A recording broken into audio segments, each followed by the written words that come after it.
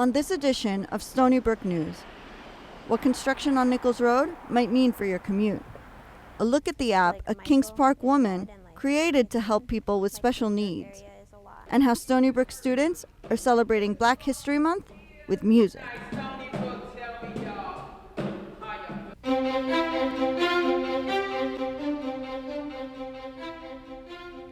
Welcome to this week's edition of Stony Brook News. I'm Melissa Azofeifa. And I'm Scott Terwilliger. First on Stony Brook News, we go to Jawad Hossein with news about a recent announcement for construction on Nicolls Road. Thanks, Scott. I'm here at Nicolls Road and Route 25A. Changes to this county road were finalized during a three-village civic association meeting this month.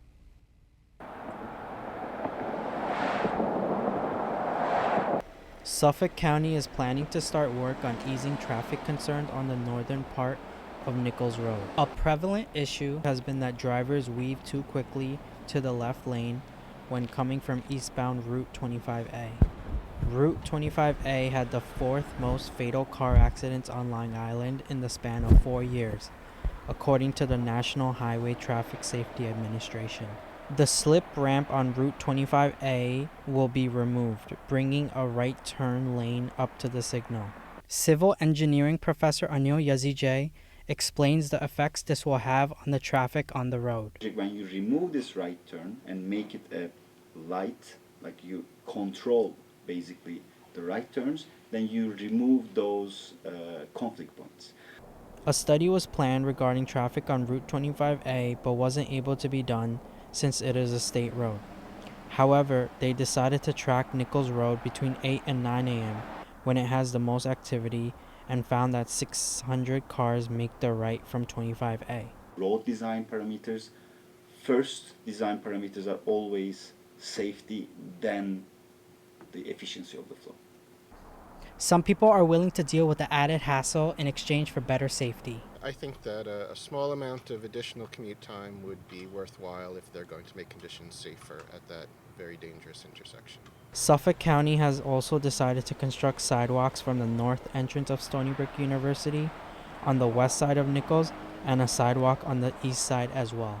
Vehicles can wait because they are faster eventually, and it's first pedestrian safety because they are unprotected. If you're in a car, you're driving a ton of metal and you're covered with bars. So you're relatively safer than a person who has a coat on her or him. Jawad, what updates do you have on this project? According to a spokesperson for the Suffolk County Department of Public Works, construction and lane closures are scheduled to avoid peak commuting times of the morning. The project is slated to start later this year and will take approximately 6 to 8 months to complete. This is one of the major routes to get to campus, so there will be a huge impact on students and faculty. Back to you, Melissa.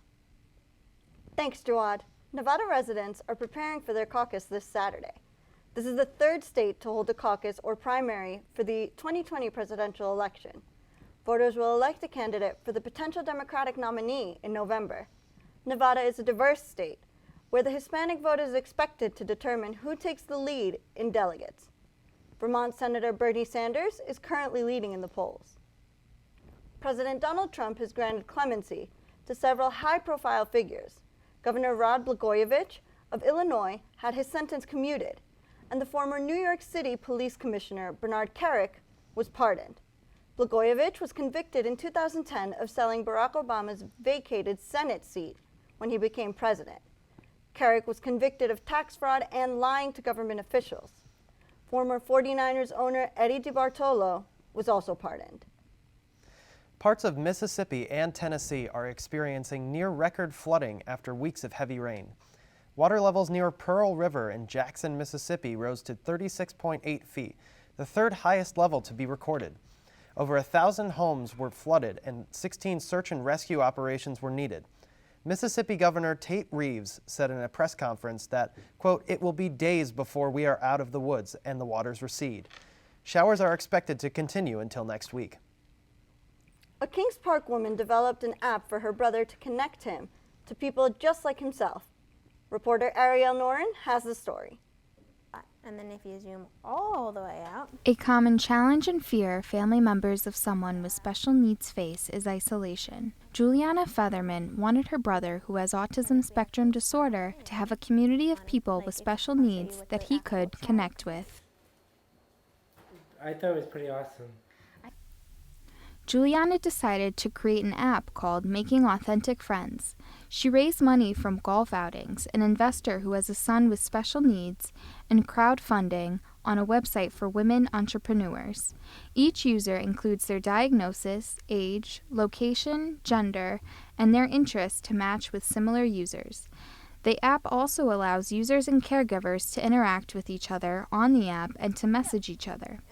Safety is Juliana's biggest priority. We monitor the chatting from the back end. So there's words and phrases that aren't even allowed to be typed on the app. Obviously anything that's inappropriate, bad words, anything like sexual oriented or anything like that isn't even allowed. Juliana stated they were informed of a report from a user, and after reviewing with the developer, they banned the user from the app. For Stony Brook News, I'm Ariel Noren. The coronavirus has reached nearly 1,900 deaths in China. There are 15 cases in the United States, with 14 pending cases coming from the Diamond Princess cruise ship in Japan. The World Health Organization delegation is in China and will be investigating cases of the coronavirus, according to NPR. The closest state to New York to have the virus is Massachusetts, which is one of 7 states in the U.S.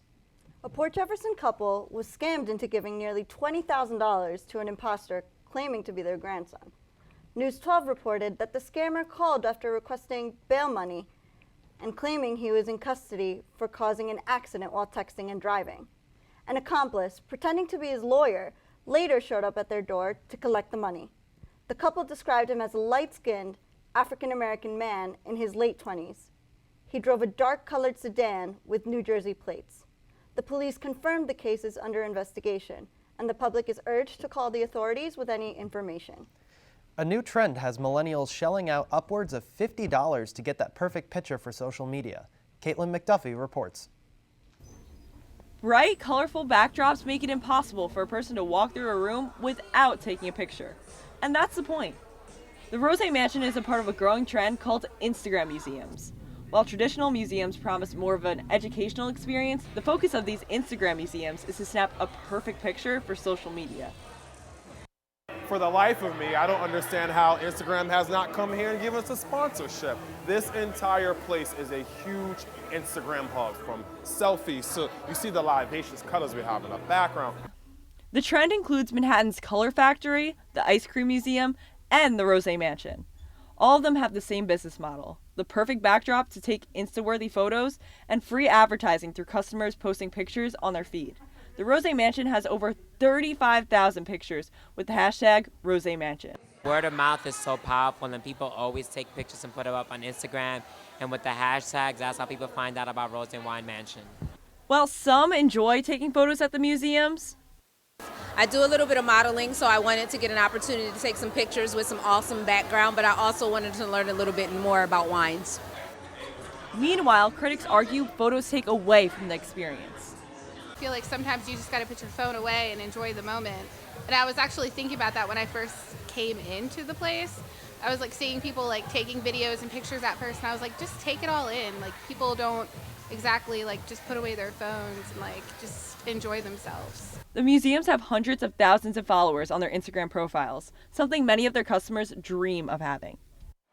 This place is literally made for Instagram and taking that perfect selfie like I'm doing right now. Reporting from New York City, I'm Caitlin McDuffie for Stony Brook News. Stony Brook University Hospital celebrated its 40th anniversary this past Friday, honoring the employees who have worked there since the beginning. Those who have been a part of the institution's proud history were able to share some of their favorite memories. The hospital has always made strides in medicine and continues to be a pioneer in health research. The hospital's long list of achievements began in 1980 with the first kidney transplant on Long Island. They followed it up with just 2 years later with groundbreaking research that found the bacteria responsible for Lyme disease. The hospital's most recent milestone was the opening of the Children's Hospital, the Cancer Center, and the Medical and Research and Translation Building. The Stony Brook women's basketball team has been on quite a roll lately. Pedro Rodriguez is here to give us his take on their streak. What's going on with the Lady Seawolves, Pedro? Thanks, Melissa. The Stony Brook women's basketball team is holding the longest winning streak in the country right now, and there are no signs of them slowing down. The Seawolves have won 21 straight games, posting a perfect 12-0 record in conference play. Last time out, their Seawolves kept their winning streak and home streak alive with a victory over Binghamton. Picking it up in the third quarter, junior Victoria Johnson hits the buzzer beater to extend the lead to 11. Then in the fourth, graduate student Kayla Hilaire hits the three-pointer with 36.4 seconds to go. The 58-54 win secured victory number 24 on the year and the 12th in the conference play. As a team, the Seawolves are outscoring their opponents 65-54. The Lady Seawolves will look to make it 22 straight wins as they visit Vermont on Wednesday evening at Patrick Gymnasium. Stony Brook is highlighting the work of Black artists this Black History Month. Paige Clark has the story of how one artist is meditating to the beat of her own drum. When practicing mindfulness, sometimes all it takes is a little freestyle. Tony Blackman is breathing new life into mindfulness with hip-hop meditation, a practice that combines freestyle raps, songs, and spoken word poems with breathing techniques and other exercises common to meditation.